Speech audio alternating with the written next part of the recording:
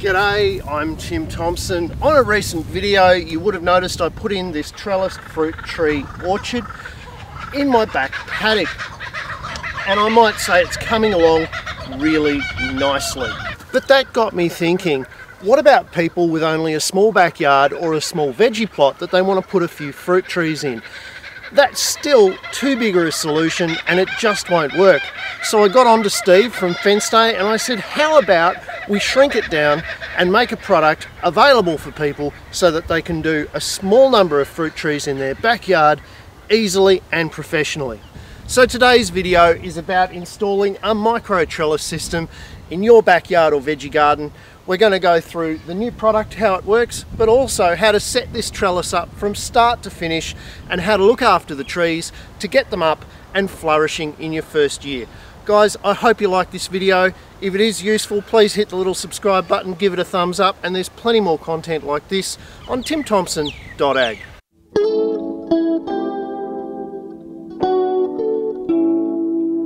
No one should be put off from having a go at doing espaliered or trellised fruit trees in their backyard veggie garden. Not only is the equipment you need really simple and easy to use, but the trellis itself only takes a few minutes to set up, and the irrigation system is just as easy. Now you'll notice that I'm putting the rows in diagonally. That not only allows me to fit around some existing trees and maximise the space in my veggie garden, but it also allows me a crucial thing, and that is to set the rows up facing north-south so that I have an even amount of sunlight on both sides of the tree during the day and one tree doesn't shade the other. I'm also facing the holes of the stock posts outwards, so that allows me to tie around the two rear fins of the stock post, giving me a little bit extra purchase and a little bit less stress on the wire at the ends. To secure the posts off when you're using stock posts, you just double wrap some tie wire through the holes that are provided in the fence stay assembly. Now, these are only 6 feet high. This would be okay for some plants. I'm a little bit concerned that the peaches that I'm planting here are going to grow a bit higher. So I'm going to use a Wireman picket extender called the Pickaxe, and I'm just going to put that over the top of the stock post, and it slides down beautifully into the assembly. Now that I've got it in place, I can tie up my tie wire and I've got a good 2.6 metres of growing space.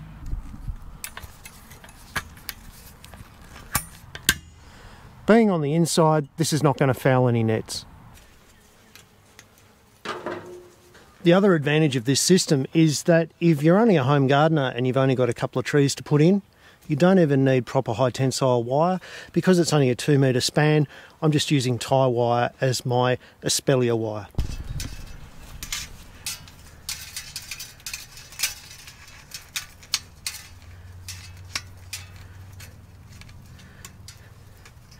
So I'm being very home garden with this. I'm not even doing a termination knot. I'm just wrapping on the tie wire. It's mild wire.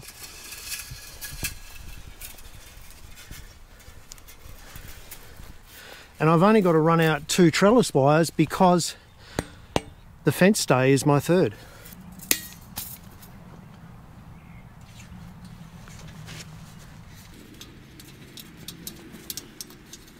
And being standard mild tie wire, it might occasionally need a bit of a retighten. Not having a knot to deal with makes that super easy as well. And now to try the Flash full fence stay kit with round posts. Now I've marked the 2 fence posts at 1800 so that they'll be 1800 out of the ground. They're 40mm nominal bore, so they're 48mm around the outside, and I'm probably going to end up going to my steel supplier and getting another metre length of pipe to go on each end just to raise my trellis up a little bit further. The process of installation is the same with the full fence stay kit. You still use the top bar to mark out where you want your posts to be.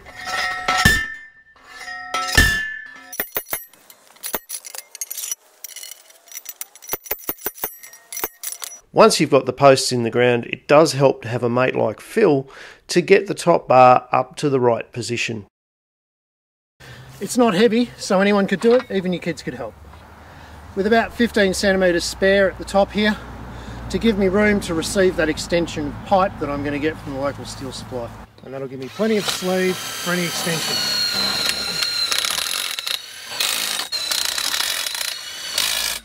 So I'm getting really technical with my measuring with this little setup. I'm basically tying a wire off at my pocket, and I'm tying a wire off at my belt for the trellising wires.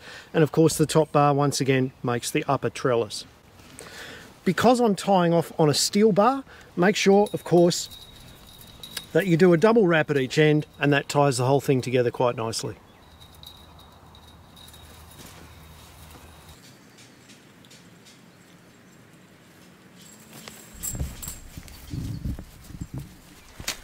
Let's get planting. After marking out the spacing by eye, by simply placing the plants where I wanted them to go, I marked out those spots with my hand-forged tools digging bar and got to work. Between this amazing digging bar and the fast forward option on the video editing, this made the job super easy. I recommend from now on all your gardening gets done via YouTube videos that are on fast forward. Another big tip from Alan when you're planting dwarf trees: don't plant the root system too deep. Some people tend to go a little bit deeper because they think it's better for the plant. That'll actually make it more vigorous and outgrow your trellis. So keep the plant up where it's supposed to be. Now that I've got the plant in the ground, I've got to set it up so that it goes straight up. Using Alan's rule, anything that is more than 1/3 the diameter of the main trunk has to come off, and we're cutting it off with a good set of Barco secateurs so they're nice and sharp in that toilet bowl cut. So we're leaving behind some bud material to give us some fruiting buds next year. So anything that is going to compete with the main shoot of the plant, we want to cut off, end up with this one main leader that we're now going to tie up to the first of our trellis wires. And of course, as soon as I'd planted the plants, I installed a drip irrigation system properly, using tie wire down the bottom to support this about 300mm off the ground, and I then ran a ground wire with an upright riser. This footage might seem familiar. I have talked about installing micro drip systems before, see the link above.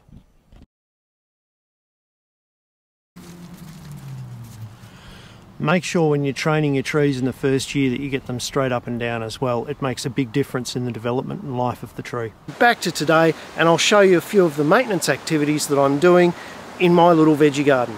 Now, if we go back to Alan's advice, and there's a link to that video just above me now, you will remember that he said we should get rid of all of the lateral branches that are more than 1/3 of the trunk diameter. And we start doing this right from the very beginning because we want our trees to bolt for the ceiling in the first year and set up our basic structure. So what I'm going to come and do is I'm going to cut these branches off using what Alan lovingly referred to as a toilet bowl cut. Now, those of you who've been trained in pruning other types of trees will probably shudder at that pruning cut that I made, and will probably be jumping onto the comments section right now telling me how I got all the angles wrong. But the reality is, if we create a toilet bowl cut and leave that little bit of blind budwood down the bottom, that's where we're actually going to get our fruiting laterals from. And we only want our fruiting laterals to come out about halfway across to the next tree. So these long dominant shoots that we had on it were only going to compete with our top shoot, and they would slow the growth of the tree down. We want to get this tree up as quickly as possible, and in the second year we want lots of these little blind buds left behind to produce our fruiting wood. The other thing that I'm going to be doing is kind of hard to do, but I'm going to be removing some of this fruit in the first year because I want the energy of the tree to go into growing, not producing small, maybe unripe fruit. We just want to get it up to the top wire. Year 2 is our fruit payoff year. I'm also putting on nitrogen-rich fertiliser every couple of weeks for the first year. After that, I'll increase the potassium content for fruit. Yum. Hopefully, after today, you'll also be brimming with confidence and rushing down to the nursery to get your trellised micro fruit orchard all set up and raring to go. Also, don't forget, if you like this video, hit the subscribe button, give it a thumbs up, and there's plenty more content like this and more on timthompson.ag. I'll see you next week.